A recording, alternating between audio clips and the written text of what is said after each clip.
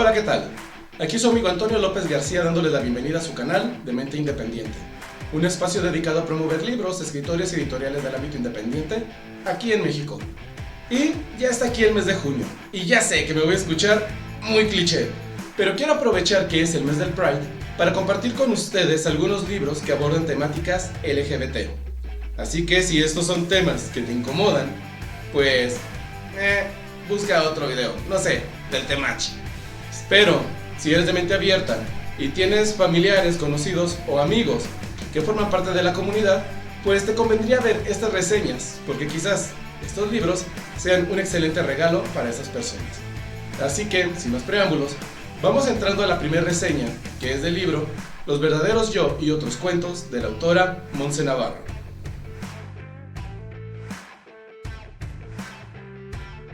Pero antes de entrar con la reseña, quiero hablarles un poco acerca de la autora.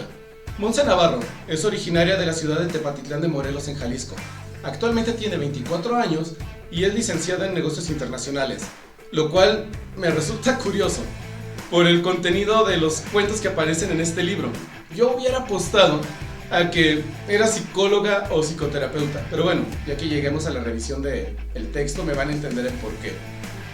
Ella se desempeña como profesora de inglés para la Universidad de Guadalajara y para el Chelsea English Institute, además de que tiene un negocio personal, una cafetería llamada Paloma Café. El libro que se va a reseñar hoy, Los verdaderos yo y otros cuentos, es su primera obra, pero ha participado en un par de antologías y ha sido publicada en el blog Universo de Libros de la UNAM. Así que, pues sin más preámbulo y habiendo conocido ya un poco del perfil de esa autora, vamos entrando al contenido de Los verdaderos yo y otros cuentos. Antes de comenzar a analizar cada uno de los cuentos que vienen aquí, quiero compartir con ustedes algo que me llamó la atención de esta antología. Y es que en Los verdaderos yo y otros cuentos, pues digamos que la autora maneja unos temas muy mundanos. Bueno, son 5 cuentos. Y nada más en uno sí se va un poquito más a lo que vendría siendo una temática de ciencia ficción, pero de ahí en más, los otros 4 son situaciones muy comunes. No les va a contar, pues digamos, nada que a lo mejor les haga como explotar la cabeza. Son situaciones muy ordinarias, muy comunes, que quizás a lo mejor hasta nos podría pasar a alguno de nosotros. Pero el trasfondo de las historias, y es lo que les decía hace un momento de que yo pensaba que era psicóloga, maneja algunos conceptos y algunas ideas, pues digamos que muy profundas o muy del campo de la psicología, pero manejadas de una manera tan, digamos, sencilla y fácil dentro de estos cuentos que los lleva a otro nivel. Sí, las historias pueden resultar muy sencillas en sí a primera vista, pero si nos metemos a fondo en ellas y analizamos lo que nos quieren decir, pues nos vamos a encontrar que son bastante profundas y dan mucha tela para analizar. Así que, pues ya habiendo hecho esta observación, vamos entrando a la reseña del primer cuento. El primer relato que encontramos en esta antología se titula Los verdaderos yo, como el título del libro. Y aquí vamos a conocer a María Yo, así se llama el personaje, María Yo. Y ella vive en una sociedad habitada por otros yo. Y tienen una rutina muy marcada. Se levantan, desayunan, van a trabajar y en sus lugares donde se desempeñan, fabrican y venden cosas para otros yo, luego regresa a su casa, cena, se acuesta a dormir y al siguiente día la misma rutina. Y ella misma dice que así ha sido siempre, que es una estructura muy eficiente que le ha funcionado en la ciudad y que en algún momento ella va a conocer a un hombre yo con el que se va a casar y va a tener pequeños yo que en el futuro van a ocupar sus lugares y van a perpetuar el sistema de esa ciudad. Y entonces se pregunta, ¿realmente quiero tener pequeños yo? Y esa pregunta hace que algo cambie en ella. A tal grado que al siguiente día, la rutina que tenía también ensayada se le desploma. Se levanta tarde, se viste a la carrera, ni siquiera se voltea a ver en el espejo, sale a su trabajo y cuando llega, desearía haberse echado al menos un vistazo, porque hay algo en ella que llama la atención de todos. Y cuando se percata de que la están observando de esa manera, Ella va, busca un espejo para verse y se da cuenta de que entre su cabello ha emergido un rizo color de rosa. Y hace de todo para ocultarlo. Lo tiñe, lo tapa, usa gorras, pero mientras más se empeña en cubrir ese rizo, más y más y más rizos comienzan a salir. Hasta que al final, pues toda su cabellera es una maraña de rizos color de rosa, y en su mismo trabajo la segregan. La mandan a trabajar a distancia para que pues no esté llamando la atención. Pero llega un punto en el que ella dice, bueno, si ya soy así y estoy llamando la atención, me vale. Yo me voy a presentar a trabajar y voy a hacer las cosas como yo quiero. Y a partir de ese momento, pues digamos que toda esa dinámica y toda esa estructura social se comienza como a desbalancear y a transformar lentamente en algo diferente. Aquí algo que debo de mencionar, y pues por eso decía que yo sentía que esta escritora era psicóloga, me llama mucho la atención desde el título, Los verdaderos yo. No sé si están relacionados.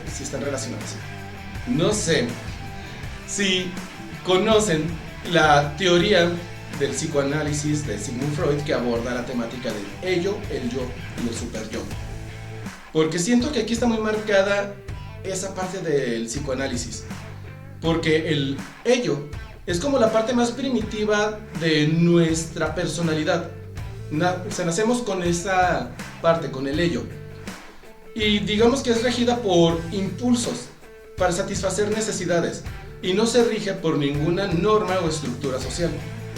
A continuación, se desarrolla el yo, que busca satisfacer las necesidades del ello, pero de una manera realista y encajando con la dinámica social y las leyes que establecen esas sociedades.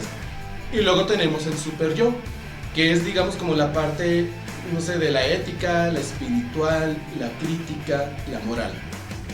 Y esas tres partes pues constituyen lo que es la personalidad de cada individuo. ¿Por qué les estoy hablando de esto? Porque sí, María Yo es el yo. Por eso les digo, me llama mucho la atención esto de cómo decidió numerar este cuento. Y cuando comienzan a revelarse esos rizos color de rosa, podría interpretarse como una manifestación del ello. O sea, ella no controla. Es un impulso involuntario que está haciendo notar que algo no está bien, que algo es diferente. Y cuando ella intenta ocultar esos rizos, teñirlos, usar gorras, lo que sea para no llamar la atención, pues digamos que es su yo y su super yo los que le están aconsejando de que cubra eso para seguir encajando. Y no sé si yo lo estoy sobreanalizando, la verdad, pero sí da esa sensación de que por ahí va la línea central de este cuento, de analizar esa personalidad de cada quien, cómo a veces reprimimos nuestros impulsos por miedo al que dirán y hacemos hasta el imposible por tapar u ocultar esas necesidades básicas del ello que nos gritan desde adentro y en ocasiones se muestran de manera involuntaria. Entonces este es un cuento muy bueno, más allá de la historia que podría ser a lo mejor, como les decía, algo básica, pero el trasfondo que tiene y el mensaje que le da a las personas de no te limites por el qué dirán, sé tú mismo porque tu autenticidad te define, pues muy bien ahí. El segundo relato que vamos a encontrar aquí se titula El caso de los plumones perdidos. Y aquí vamos a conocer a Mariana, una chica de secundaria que vive en un hogar que digamos no tiene una comunicación muy efectiva. De hecho, ella misma dice en la historia que su hogar es como un sistema solar en la que cada habitación es como un planeta y todos giran en torno a la mesa, que sería como el sol. Es el único lugar en donde todos realmente se sientan a la misma hora, comen y conviven un rato. Pero después de eso, ella regresa a su habitación, su hermano se mete al mundo de los videojuegos, su papá es de la oficina a los libros o de los libros a la oficina y nunca les presta realmente atención o no pasa mucho tiempo de calidad con ellos, y su madre se ve muy preocupada por lo que hace falta en la casa, atender las necesidades de la casa antes que los de la familia. Y Mariana tiene un tesoro personal, una caja de 100 plumones que sus padres le regalaron porque a ella le gusta mucho decorar sus trabajos. Y su madre le recomendó que pues no se llevara todos a la escuela porque se le iban a perder. Que se llevara los que creyera que iba a necesitar, pero ella cargaba con toda la caja porque la inspiración no avisa. ¿Qué tal si ella quería utilizar un color y lo había dejado en su casa porque se había llevado otros que pensó que iba a necesitar? Entonces pues carga con toda la caja. Y un día que sale al receso y regresa, se da cuenta de que la caja ha desaparecido y solamente le dejan dos notas.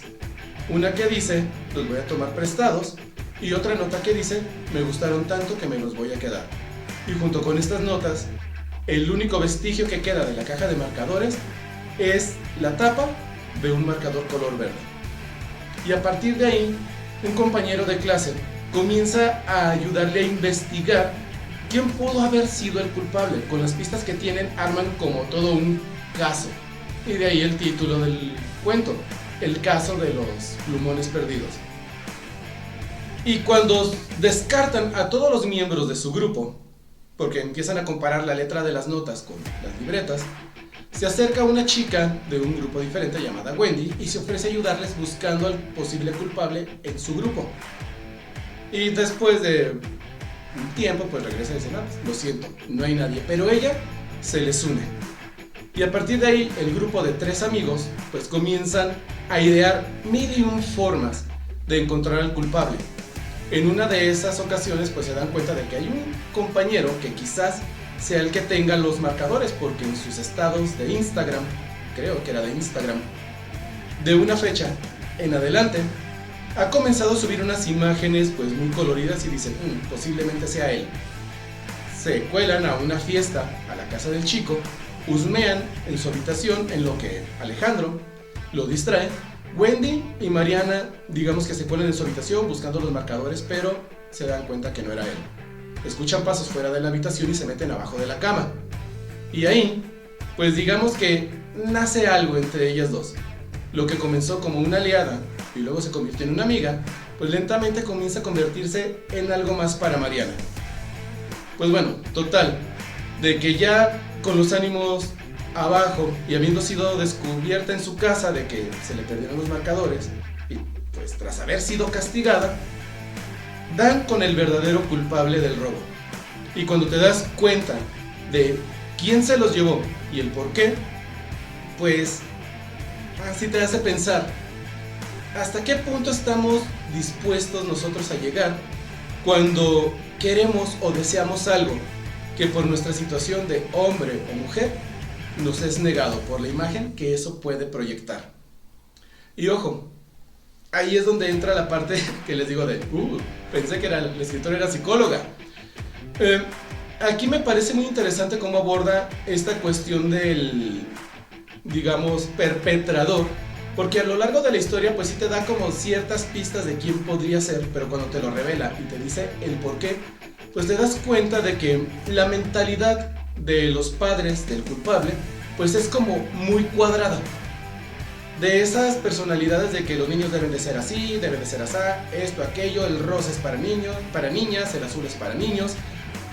Porque le dicen, a ver, ¿para qué quieres esos marcadores? Si los niños no usan esos marcadores, van a decir que eres gay. Y el niño dice, pues es que a mí no me importa. Es el verdadero culpable, dice, a mí no me importa, yo los quiero. Y cuando ve la oportunidad, que es Mariana, deja los marcadores en el aula durante el receso, pues él aprovecha y se los lleva. Y él dice, es que realmente los quería tomar solo prestados, pero me gustaron tanto que decidí quedármelos. Entonces, pues, aquí habría que analizar, les digo, esa cuestión. ¿Hasta dónde estamos dispuestos a llegar por obtener algo que dado o dada nuestra situación nos es negado? El tercer relato se titula El astronauta intrépido. Y aquí vamos a conocer a Daniel, un joven de 20 años que ya tiene 7 años de experiencia como astronauta. Él se convirtió en el hombre más joven en ir al espacio al tener solamente 13 años cuando abordó su primera misión. Y a partir de ese momento, digamos que en él crece como una obsesión de querer ir más allá, romper los límites por las expectativas, digamos, sociales de la agencia espacial, de su familia y de su novio. Él considera de que si no sigue siendo intrépido, como dice el título, pues va a dejar de ser relevante. Entonces toma la decisión de hacer un viaje él solo, sin ningún acompañante, sin tripulación, en Navidad, porque no desea pasar Navidad con su familia. Quiere estar solo durante una temporada. Y qué mejor oportunidad que un viaje al espacio. Así marca otro hito. El primer viaje hecho por una persona en solitario al espacio y de regreso. Y él está súper entusiasmado y se va al espacio. Pero ya que está, pues digamos, en la misión, algo sucede con la nave. Y no se puede comunicar con la Tierra porque pues es Navidad. Y entonces dice, a ver, qué menso estoy. ¿Por qué me presté para esta misión si en estos momentos no hay nadie en la Tierra que pueda responder mis llamados de auxilio? Entonces él retoma, digamos, el control de la situación y comienza a revisar en la nave a ver qué es lo que está pasando. Y descubre que hay un polizón. Pero no un polizón cualquiera, es un alienígena. Y pues empieza a desarrollar entre ellos una dinámica muy hilarante, que llega a comparar el mismo astronauta con la de Shrek y Burro. Pero bueno, cuando comienzan a llevar esta dinámica, pues al extraterrestre le llama la atención de por qué decidió él ir él solo al espacio. Menciona que las misiones con más personas son más divertidas. Y entonces comenzamos a comprender el trasfondo de la decisión de este personaje y de querer seguir siendo relevante. Y hay una frase aquí, de hecho es la frase con la que cierra el libro, a ver si no me falla la memoria, que dice: ¿qué acaso no fue suficiente con haber ido al espacio a los 13 años? Y ya no les voy a decir más de este cuento. Aquí lo que quiero analizar desde el punto de vista, les digo, psicológico, es cómo en ocasiones las personas pues se obsesionan con el éxito, no tanto por el éxito en sí, sino por el estatus que les da, o como con el caso de este joven, por esa necesidad de seguir sintiéndose relevantes. Y aquí voy a hacer una confesión ante todos. Cuando yo tenía 30 años, ascendí como directivo por medio de un examen. Y cuando llegué a la dirección, pues digamos que nunca me sentí realmente cómodo en ese ambiente. Y decidí regresarme a dar clases como maestro. Y hasta la fecha, todo el que me pregunta por qué decidí renunciar y les explico mis motivos, no me creen. Se inventan mil y una ideas, pero la verdad no les cuadra. Porque para todo el mundo resulta imposible comprender que alguien no esté deseoso de éxito, estatus y relevancia. Ven el mundo como si fuera una pirámide, que mientras más asciendes en ella, pues más te van a observar y más reconocimiento vas a recibir. Pero hay quienes vemos el mundo de manera diferente. Yo no necesito el estatus, ni el reconocimiento, ni ser relevante. Yo lo que necesito es una vida tranquila. Y eso me hizo mucho ruido al momento de leer este cuento. Cómo muchas personas se obsesionan a tal grado con querer seguir estando en boca de todos y querer ser la sensación y el wow, que en ocasiones toman decisiones que pues, no saben cuál va a ser el resultado que van a obtener. Entonces, pues sí, este cuento, pues digamos que tocó de manera muy personal por esa experiencia que yo tuve, de que, bueno, no fue suficiente llegar a la dirección a los 30 años, pero bueno, aquí otra cosa que quiero analizar de este cuento. La frase con la que cierra, de ¿acaso no fue suficiente con ir al espacio a tus 13 años? Yo siento que es una frase algo tramposona. Sí guarda un mensaje detrás, pero es un mensaje algo tramposo. Porque hasta cierto punto siento que te invita a la conformidad. A decir, ya tuviste éxito, ya no le busques. Pero también se podría analizar con, a ver, ya tuviste éxito una vez, nada te va a garantizar que tengas éxito de nuevo. No olvides ese éxito, pero tampoco te obsesiones por querer seguir manteniendo ese estatus o querer seguir yendo más allá si no sabes las implicaciones que ello va a traer. Pero bueno, ya no le quiero seguir dando más vueltas a esto. Les digo que siento que sobreanalicé demasiado esta antología. Así que vamos pasando al siguiente relato. Antes de entrar con el cuarto relato tengo que corregirme de algo que dije. No es solamente el cuento del astronauta intrépido el que propone o plantea aquí una idea, digamos, extraordinaria, sino que este cuento, titulado El espejo, también plantea algo, digamos, lleno de fantasía y hasta cierto punto horror. Porque en él vamos a conocer a una chica que llega a una casa nueva que había estado abandonada por años. Y sus dos madres decidieron irse ahí porque pues les encantó la casa. Le dan su propia habitación a esta chica, pero para llegar al baño tiene que atravesar por un pasillo muy oscuro. Y ella hace hasta lo imposible para no entrar cuando ya haya oscurecido. Pero por diferentes cuestiones de querer que ella, digamos, encaje socialmente en la nueva comunidad, que haga amigos, esto, aquello, pues sus madres deciden inscribirla a clases de baile. Y cuando llega, pues ya está oscuro y tiene que ducharse, pues, en ese baño que le resulta incómodo. Y ella menciona que con el tiempo, pues... bueno, me regreso un poquito. La primera vez que se ducha ahí, pues ella busca la manera de estar siempre expectante a todos los rincones, porque incluso le pusieron una puerta o un cancel de baño transparente. Porque dicen que sentían que las cortinas eran estorbosas, bla bla bla. Pero bueno, detalles del cuento, no me voy a meter tanto. Lo que sucede aquí es que ella no quería ni siquiera cerrar los ojos por el miedo y la desconfianza que le daba estar en ese espacio cuando ya había caído la noche. Hasta que ahora sí, desarrolla una técnica para poderse bañar sin necesidad de cerrar los ojos en ningún momento.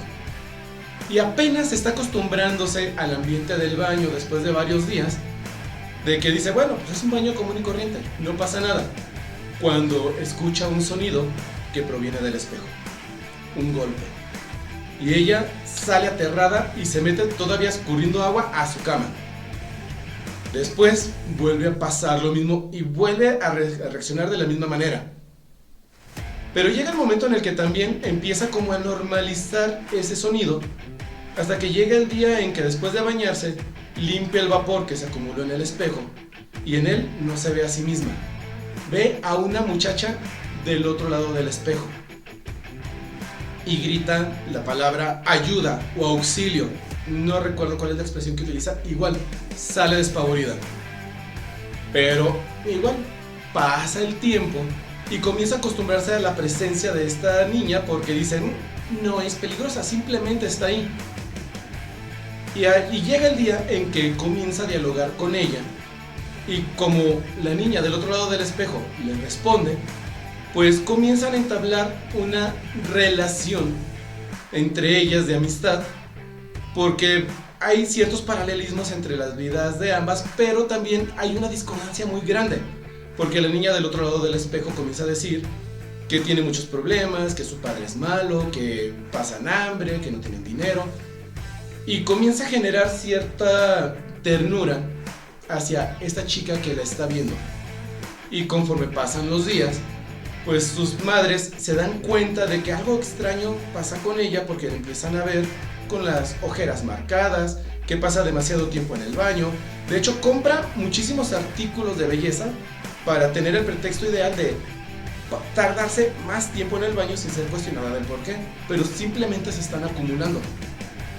Hasta que llega el momento en que la niña del otro lado del espejo le propone un trato a nuestro protagonista y...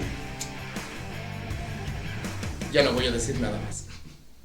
Aquí, lo que me llama la atención de este cuento es cómo en ocasiones nosotros aprendemos, digamos, a ignorar nuestros miedos, pero estos, de todas maneras, nos siguen controlando. No sé si les ha pasado que cuando somos niños les tenemos miedo a muchísimas cosas. Hay cientos de cosas a nuestro alrededor que nos aterran. Simple hecho, la oscuridad. ¿Cuántos de nosotros cuando éramos niños que teníamos que entrar a un lugar que estaba la luz apagada, le pedíamos a nuestra mamá que antes de entrar nos ayudara a encender la luz? Porque nos aterraba entrar a ese lugar oscuro. Y ya de adultos hay quienes incluso disfrutan de estar en un lugar solitario y oscuro. Aprendieron a afrontar ese miedo, pero hay otros que hasta cierto punto, digamos, nos siguen controlando. Nosotros fingimos que ya no están ahí, que hasta cierto punto ese miedo evolucionó en algo diferente y podemos controlarlo. Pero no es así, sino que es el miedo el que de alguna manera pues nos dio como los tips él mismo para aprender a ignorarlo. Pero cuando estamos frente a frente contra esa cosa que nos aterraba en el pasado, seguimos reaccionando de manera, digamos, histérica. Les digo, sobreanalicé. Bueno, ya en conclusión con este cuento, me llama la atención cómo plantea aquí esa parte de que esta niña, lo que a un principio le aterraba, aprendió a controlarlo, pero realmente quien estaba controlándola a ella era esa cosa aterradora que estaba del otro lado del espejo. Y el último cuento se titula Los libros de Alejandra. Y aquí no voy a hablar primero del cuento y luego de mi análisis, sino que lo voy a ir haciendo al mismo tiempo. Porque aquí podemos percibir claramente lo que es el proceso de duelo o las etapas del duelo. Que si no están muy familiarizados con esto, pues digamos que son 5 etapas. No se presentan en un orden específico, pero cuando nosotros afrontamos la pérdida de alguien a quien amamos, o si tenemos una ruptura amorosa, o simplemente se nos murió una mascota, o perdemos algo material a lo cual teníamos un vínculo emocional muy marcado, siempre pasamos por ese mismo proceso. Y son 5 etapas, que es la negación, la depresión, la ira, la negociación y la aceptación. Y aquí la protagonista de esta historia, Alejandra, pues digamos que atraviesa ese proceso de duelo a lo largo de la historia. ¿Y cuál es la noticia que le dan o qué es lo que sucede para que este proceso inicie? Pues bueno, a sus 25 años llega a su casa y se encuentra con la novedad de que sus padres están por divorciarse. Y eso la derrumba porque sus padres era el pilar, o son el pilar, en la que ella ponía toda su confianza, era el único apoyo que tenía. Y al escuchar de que se van a divorciar, pues todo su mundo se le viene abajo. Y ahí apreciamos una de las etapas del duelo, la depresión. Porque cuando ella escucha esta noticia, lo que hace es irse a su casa y pasar horas enteras encerrada, dándole vueltas, no sale a comer, no se ducha, o sea, está encerrada en sí misma, preguntándose como el ¿por qué? Y sus amigas con las que ella vive le dicen, oye, no es sano que estés encerrada todo el tiempo, tienes que salir, tienes que hacer algo. Y ella, pues no quiere ir a ver a sus padres. Y aquí entra la otra etapa, la negación. Como si poniendo distancia entre lo que está sucediendo en su casa y ella, pues el problema desapareciera, lo está evitando conscientemente. ¿Y qué es lo que hace? Pasa días enteros leyendo en una librería en la que le dan oportunidad de agarrar libros y ponerse a leer mientras no los maltrate y no ocasione ningún ruido o problema dentro de la librería. Y ahí conoce a un chico que le llama la atención el hecho de que ella se pase días leyendo ahí y le comienza a recomendar libros, porque ella menciona que siempre termina los libros, no importa que no le gusten, no importa que el libro sea malísimo, ella siempre los termina porque no soporta esa sensación de dejar las cosas a medias. Entonces él se propone ver hasta dónde llega esa obsesión de Alejandra por los libros, porque le empieza a recomendar, pues digamos, libros malísimos, que él está consciente que son malísimos, simplemente para ver hasta dónde llega esa obsesión, pues. Y pues pasa el tiempo, se empiezan a conocer, ella lee las recomendaciones, la mayoría de las mismas ella dice, malísimo el libro, pero pues ahí está, lo terminé. Y comienza, pues, les digo, a desarrollarse esta relación entre ellos. Pero después de varias semanas y por insistencia de las personas a su alrededor, ella decide ir a visitar a sus padres. Y cuando está con ellos, que les vuelve a preguntar el por qué se quieren divorciar, le vuelven a dar la misma explicación que le dieron el día que le dieron la noticia. Entonces ella se enoja porque dice, ya tenían preparado ese discurso, lo están repitiendo casi letra por letra. Yo no me la creo que esa sea la razón. Entonces comienza a reaccionar de manera violenta hacia ellos porque siente que no están siendo sinceros con ella, y ella a su vez comienza a reaccionar de manera violenta con las personas a su alrededor, incluso con el chico de la librería.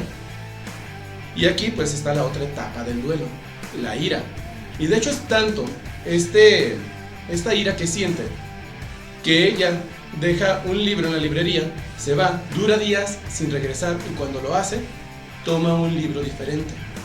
O sea, su obsesión por terminar lo que inicia se vio truncada no por los libros malos que le recomendaba su amigo, sino por la ira que era ya incontrolable para ella. Ya le valió volver a retomar el libro que tenía.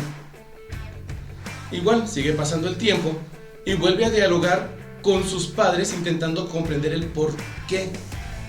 Y le dan otra explicación que ella dice, no me la creo, esta es otra justificación, siendo que esa realmente era la verdad.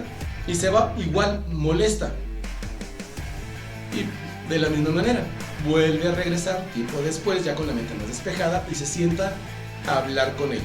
Les pide que sean totalmente sinceros con ella acerca de por qué del divorcio. Y comienzan a plantearle, ahora sí, la verdad, digamos que explicada con peras y manzanas, y ella comienza a darle sentido a esas palabras, las empieza a interiorizar. Y aquí vemos pues la etapa de la negociación. Y al final al final del cuento, pues vemos que, pues sí, sus padres efectivamente se divorcian, pero no por el hecho de que estén separados, su vida se terminó. De hecho ahí menciona que sí, sus padres se habrán separado, pero su familia nunca había estado tan unida. Y bueno, ¿cuál es la razón detrás del motivo por el cual los padres se van a divorciar? Pues creo que por la temática del libro se puede anticipar cuál es la razón detrás del divorcio. Solamente queda por descubrir cuál de los dos padres es el que forma parte de la comunidad. Y pues bueno, ya habiendo analizado estos 5 cuentos, siento que me alargué demasiado, pero sí tenía muchas cosas para decir en esta ocasión. Vamos pasando a la última parte para compartirles mi opinión final acerca de este libro. Y para finalizar este video, y voy a ser lo más conciso que pueda porque ya vi que va a quedar largo. ¿Qué opinión tengo acerca de este libro? Pues que la verdad es una antología muy sólida, muy bien lograda.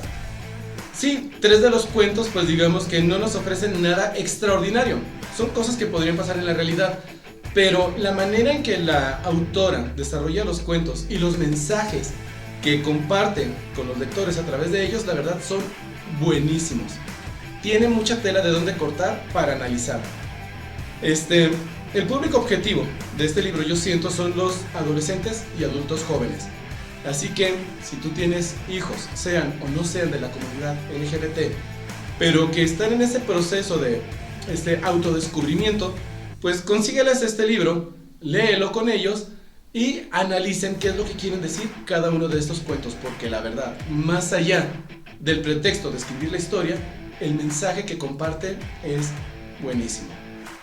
Y ya, sin más que decir, pues les voy a dejar aquí abajo en la descripción del video las redes sociales de la autora para si la quieren seguir y preguntarle cómo pueden conseguir una copia de Los verdaderos yo y otros cuentos. Y yo no me voy sin antes recordarles que en México hay talento, solo falta apoyarlo. Nos vemos.